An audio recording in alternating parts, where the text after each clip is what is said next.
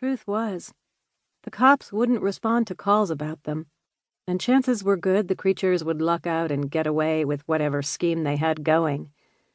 Most of them thought it was worth the risk. This one's luck, however, had just run out. Luckily, he hadn't heard me yet. At least, I didn't think it had. I eased my way to the very edge, staring down at him. He was intent on breaking the padlock.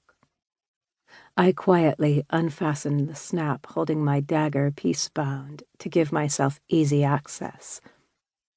I had learned the hard way not to jump off a building holding my blade. I still had the scar from that mistake right above my left knee. I perched on the edge, waiting for the right moment. Then, taking a deep breath, I launched myself off of the roof, landing square atop the goblin, taking him down beneath me. The creature let out a nasty hiss and a string of obscenities, although I couldn't understand him. But it was obvious he was cursing.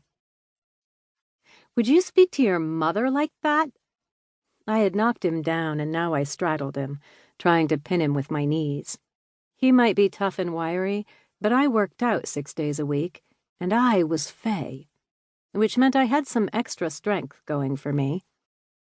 I managed to hold him down, and in the dim light of the approaching dawn, I got a good look at him. Tufts of fur covered his head, patchy and rough like steel wool, and his face was a mass of wrinkles, common with goblins.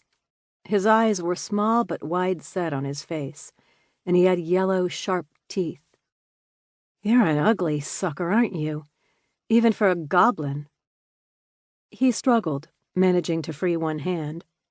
As he lashed out, his claws dangerously nearing my face, I ducked back to dodge the attack. Enough! I drew my dagger. I couldn't keep him down much longer, and I was getting tired. As I raised my blade, he thrashed again, and this time he succeeded in slashing my arm. Luckily, my leather jacket took the brunt, and he ripped a hole in the material, but not in my skin. "That's going to cost me good money, you freak." I raised my blade, and his gaze met mine. For a moment, he looked afraid, but then he snarled, and I brought the blade down, throwing my weight behind it. The tip of the dagger pierced his windpipe, sliding through to stick inside the ground below him. The goblin let out one last hiss, thrashed, and then lay still. "I didn't charge enough for this gig," I muttered to myself. Truth was, I hadn't expected a goblin, so I had given the couple a low bid. I had thought I'd be facing a wild dog or a fox. So much for assumptions. Making certain he was dead, I took a picture before he started to bubble, then rolled over to spread out on the grass next to him, resting. The chill morning dew seeped through my jeans as I caught my breath, staring up into the sky. The faint hints of dawn were spreading across the eastern horizon, thin ribbons of red piercing the clouds, but they only heralded an incoming storm. At that moment, my cell phone rang. I pulled it out of my pocket as I rolled to a sitting position.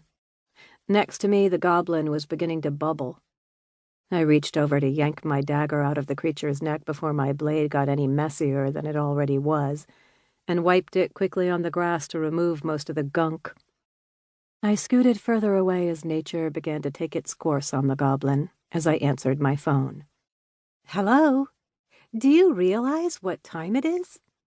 I hadn't glanced at the caller ID, so I wasn't sure who it was, but I didn't care.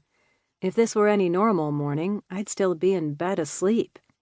Most of my work was done at night, and I usually slept till noon. I just happened to have a job that kept me up till dawn.